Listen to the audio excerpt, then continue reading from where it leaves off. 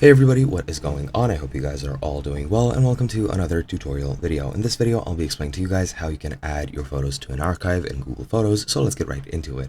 Now, to do so on Google Photos for Android, you just go into the app, sign in, select a photo, then tap more, and then move to archive.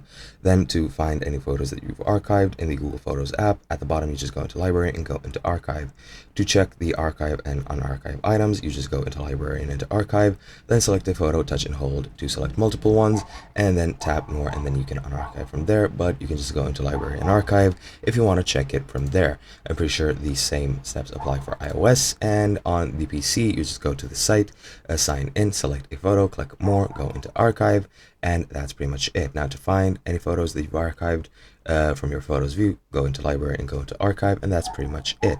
Now to unarchive items, on the left side handbar or toolbar, whatever you want to call it, you just go into archive, then select a photo or select multiple photos by clicking the check mark which is on each photo, and then just click more and then click on archive, and that should be it.